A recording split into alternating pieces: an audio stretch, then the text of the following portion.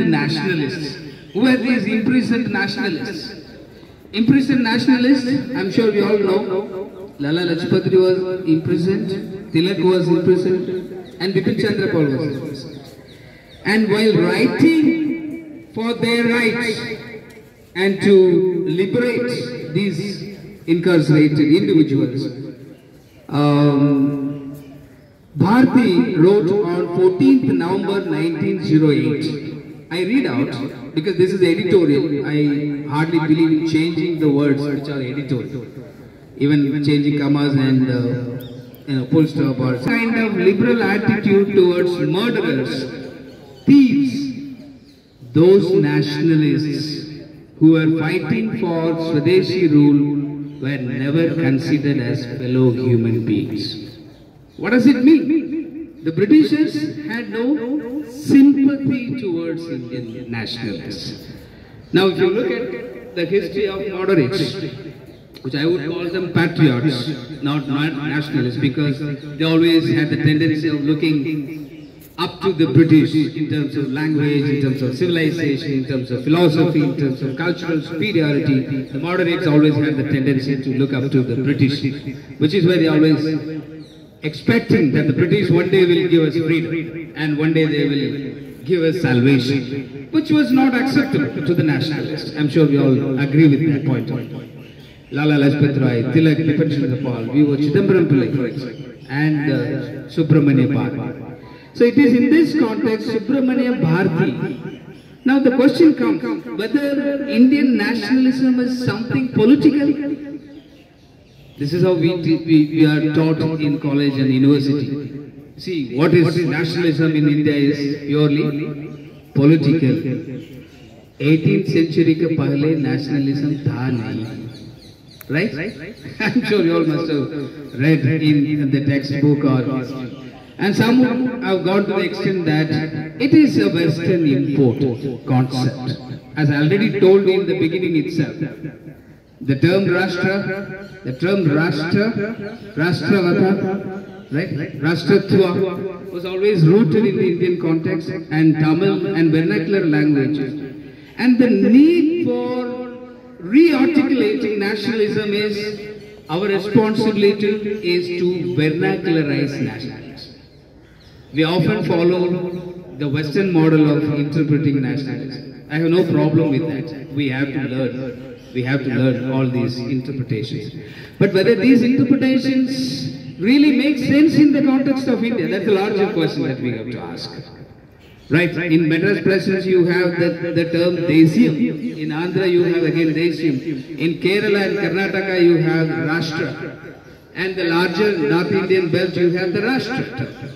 So therefore we can go with what is deeply rooted in the Indian context, with which these individuals, nationalists, for example, Subramania Bharati.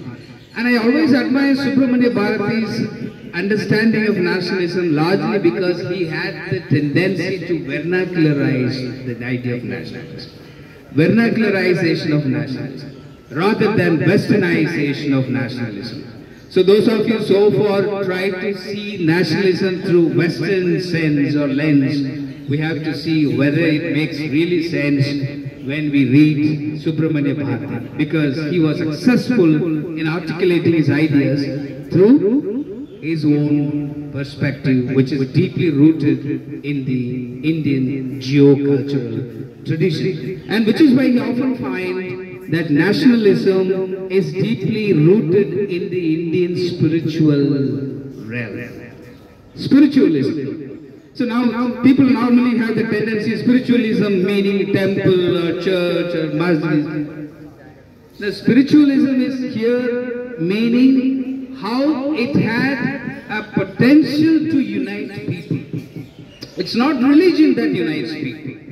It is spiritualism that had the potential to unite people. And which is why we are able to survive Bharat or India after repeated attacks by nations of different invaders, marauders, Portuguese, Dutch, Danish, English. So this spiritualism, which is deeply connected And this is often used to unite people, which is why we have the term Vasudhaiva Kutumbakam.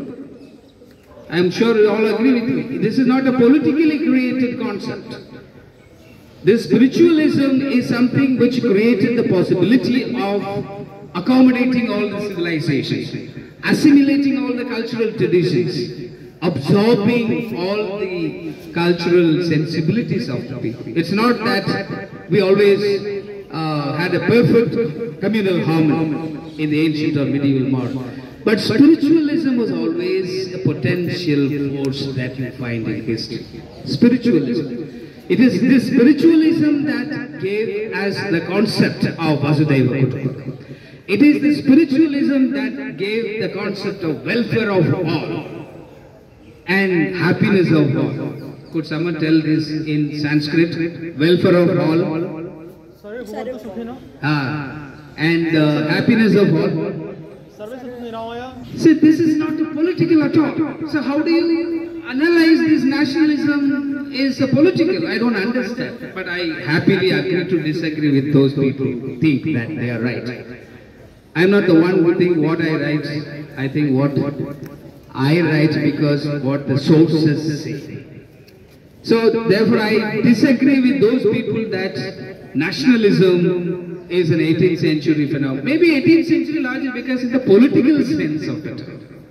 It is not a spiritually rooted sense of the term.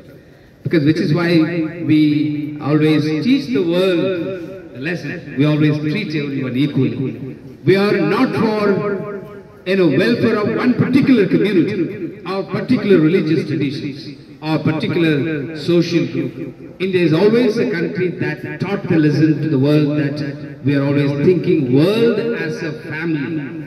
What more you need to talk about nationalism? Who is teaching us the lesson that we are not capable of creating a nationalism and nationality? It is India that created a story, a model that should be emulated by the West. It's not the other way around, that Western or the thinkers have to teach us a lesson on nationalism and nationality. This is something which we all need to remember. I think Subramania Bharati was able to be successful in this particular endeavor, making nationalism as a spiritualist principle. Now, why the British were always fighting against the spiritualism? Spiritualism always treated everyone equally, but in the West, the contrary to the spiritualism was, what is that? Contrary to spiritualism, materialism. It is that materialistic impulse that propelled the British to colonize. It is the spiritualistic impulse of the Bharat that sought to unite people. We have this history. Delhi Sultanate or Mughals or who may be the invaders and marauders. But the spiritualism always was at work. It is still at work. And which is why Swami Vivekananda always would say that India is India not because of political aspects, it is because of spiritualism. India is India now not because of any Western political thought. India is India largely because it is deeply rooted in the spiritual sense of the term. And another important thing that I would like to say is what his views about freedom. Subramania Bharati, the term itself indicates that he is a nationalist and a patriot. What he was thinking about freedom. If you read one of very important, I think 10th November, October 1908, Bharati writes in his very important newspaper called India. He says, life without freedom from the imperialistic British rule could never be a life at all. आप कृपया ध्यान दीजिए, just I'll wind up a few minutes. It's very important. What he is saying is, life without freedom from the imperialistic British cannot be life at all. And he goes to the extent to say, a life without freedom would be worse than life of a pig.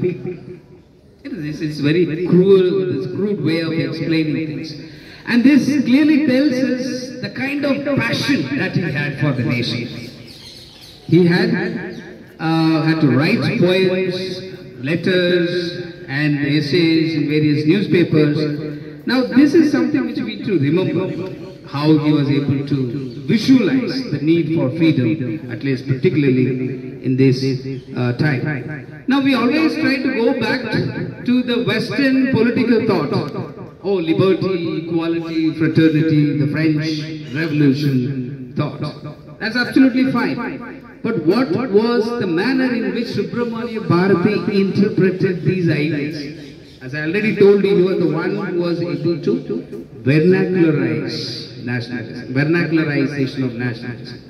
And he used a very interesting Sanskrit term to refer to fraternity, what he would call is Sahodaratvam. Those of you Tamil, maybe you can understand. Sahodaratvam, which I'll exactly say here.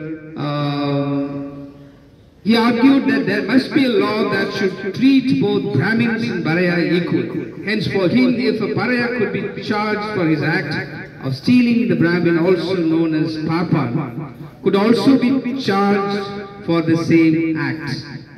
And talking about fraternity, he says, it defines Sahodaratva. It's a Sanskrit word which is consisted of two phrases. Saga means similar and Utram means blood, meaning those who belong to the same blood. Fraternity. Oh, what a beautiful explanation. You don't have to go back to, the Western political thought. At least every vernacular language has its own beautiful explanation for fraternity or liberty and equality. But we always have the tendency to give importance to what is best in the West, rather than going back to what is deeply rooted in the Indian context. So let's always remember this Sahodaratvam, which means fraternity. And this clearly tells us that how he was able to transcend all binaries and bounds, be it language, be it caste, or be it gender, or be it language or province. And which is very important, that it is during the same time Madras presidency also was almost going through very troublesome political thought, the Dravidian ideology, 1920s and 1930s later after his death also. Now, despite the fact that Madras presidency was going through a politically sensitive phase during this time, 1920s, there was Justice Party, I'm sure all of you are aware of, as this was the party which always wanted to create a non-Brahmin nationality. See how a Brahmin here, I'm using Brahmin because he was actually Iyer, Subramania Iyer, later became Subramania Bharati. So there's no reason that I have to delete his, caste identity also, because he himself used it for the reason that how he was able to challenge caste hierarchy and transcending the binaries and boundaries. Now, I think it's very important. I'll just share one poem which is in Tamil, because most of you are not able to understand, but I have used popular translation. Since he was a poet, I have not discussed how Bharati was a poet, powerful poet. His pen was powerful, which is why we are standing here to listen what he did and what he said. So, one of the poem is, he made an appeal to the people of India. Fear not. Fear not. Because this is the time when people were apprehending and expressing their discontent about how the British rule going to be. And he was just thinking about the need to liberate the people through his writings. And he was seriously thinking about how to liberate the people's mind, body and soul from the cruel British. It is during this time, I think in 1913 or 14, he writes this poem. I read out.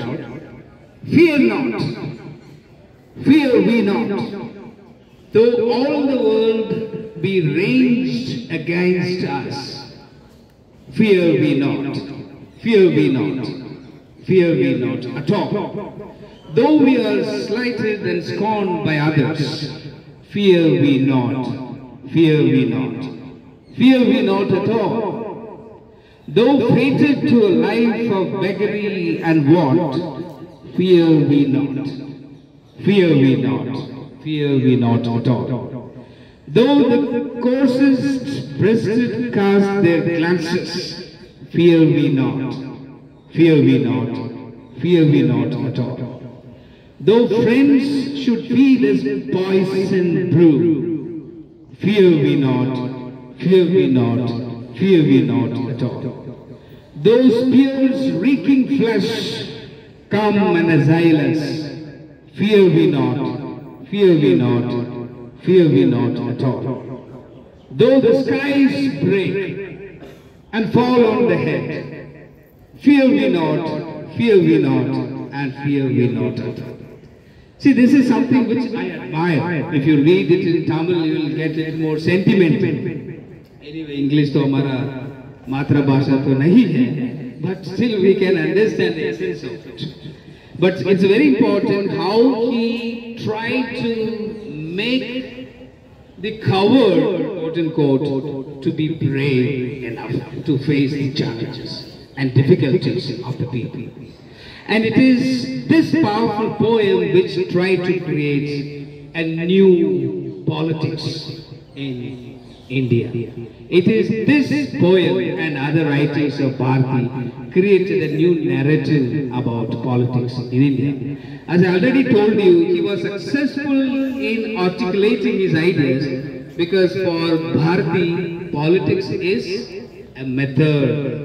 Always remember this. If you want to take two things, at least this is very important, which I was always explaining. Politics is a method of articulating ideas to achieve certain desired result. In this case, he was able to create a new narrative, new discourse, and new ideas about nationalism and patriotism. And for him, nationalism was a methodology. Nationalism was a methodology. So through that methodology, he was able to articulate his objectives. So now finally, I'll just take 1 minute. Now, what is the message for today's discussion or interaction here?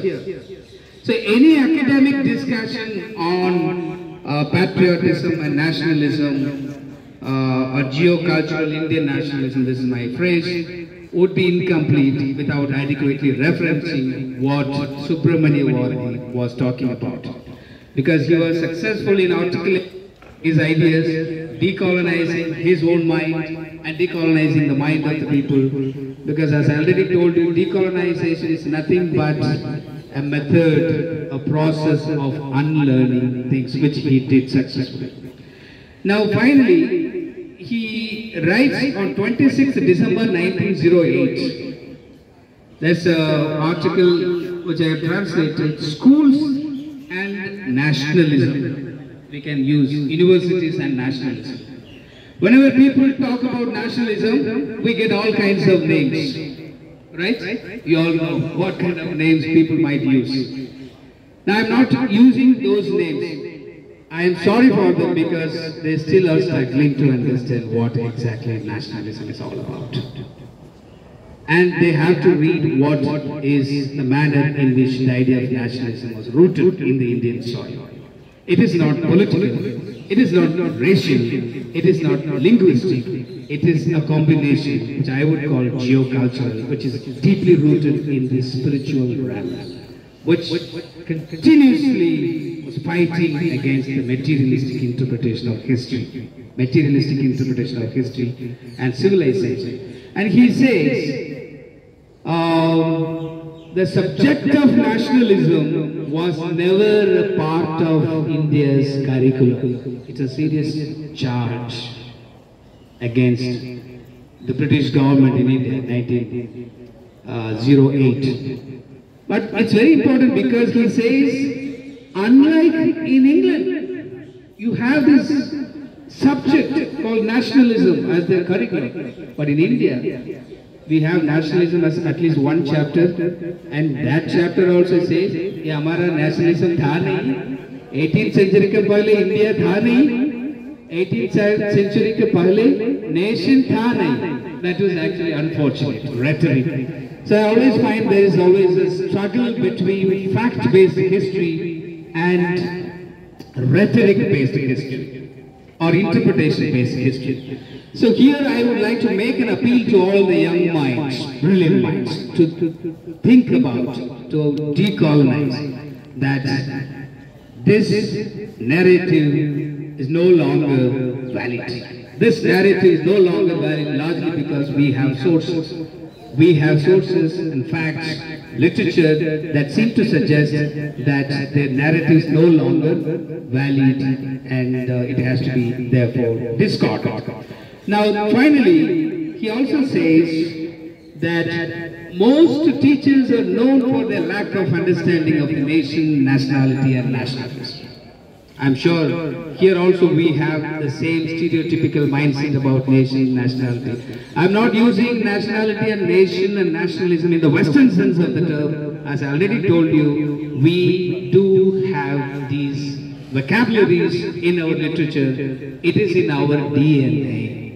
Right? I'm going to the extent to say that the idea of Rashtra, Rashtrattva, nationhood, or nationalism, or nationality is as old as India's civilization itself. Now finally, since we are talking about Bharati, he always expressed students के पास nationalism के बारे में कुछ interest नहीं है, teachers के बारे में भी nationalism के बारे में कुछ interest नहीं है. And now I would like to revive the spirit of Bharati. Just imagine Bharati is here. What he would do? He would inspire us to tell the national, to make the pledge of national pledge of India.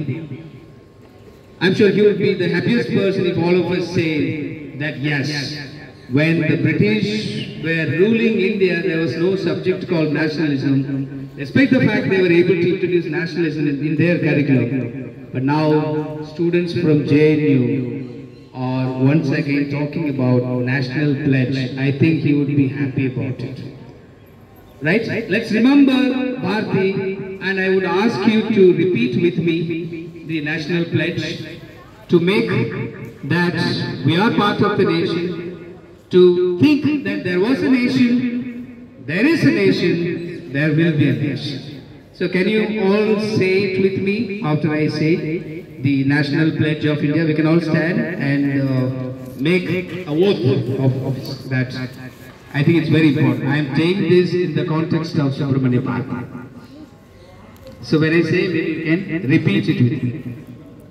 India is my country. India is my country. And all Indians are my brothers and sisters. All Indians are my brothers and sisters. I love my country. I love my country. I am proud of its rich and varied heritage. I am proud of its rich and varied heritage. I shall always strive to be worthy of it. I shall always strive to be worthy of it. I shall give respect to my parents, I shall give respect to my parents, teachers, and elders, and treat everyone with courtesy. and treat everyone with courtesy. To my country My country, and my people, my people, I pledge my devotion. I pledge my devotion. In their well-being Their well-being and prosperity alone and prosperity alone lies my happiness. lies my happiness. Jai Hind. Thank you.